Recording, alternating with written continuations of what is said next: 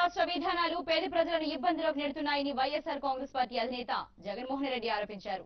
ఆయన చేపట్టిన ఓదార్పు యాత్ర గుంటూరు జిల్లాలో జోరుగా కొనసాగుతోంది.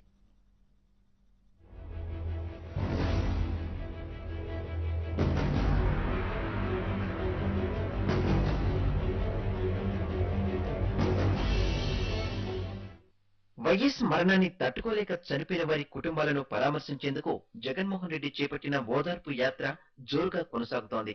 నిన్న పీవీపాలెం నుంచి బయలుదేరిన యువనేత జీఎన్ పాలెం వరకు యాత్రను కొనసాగించారు. అక్కడ దేవాలయంలో ప్రత్యేక పూజలు చేశారు. అల్లూరు రెడ్లపాలెం, ఖాజీపాలెం, బోలాయిపాలెం, శ్రీరామ్ నగర్, తిమ్మారెడ్డిపాలెంలో ఓదార్పు యాత్రను కొనసాగించారు. జీఎన్ పాలెంలో వెంకటేశ్వర కుటుంబాన్ని జగన్ పరామర్శించారు.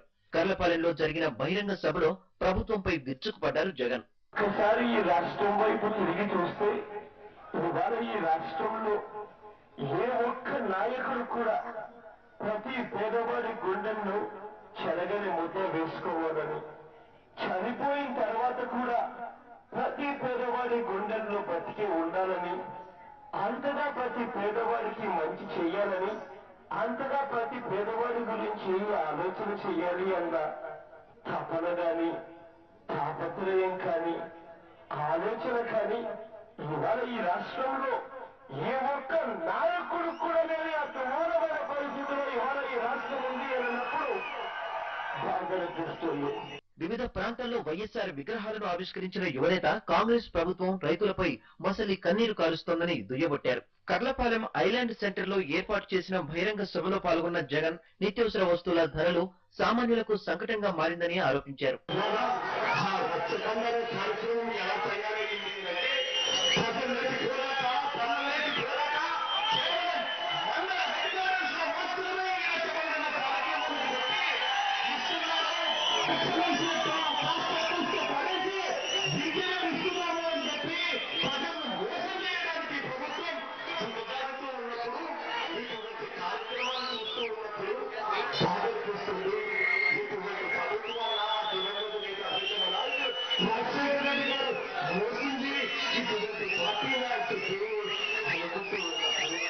ఓదార్పు యాత్ర పొడుగున జగన్ కు ప్రజలు అడుగడుగునా నీరాజనం పలికారు.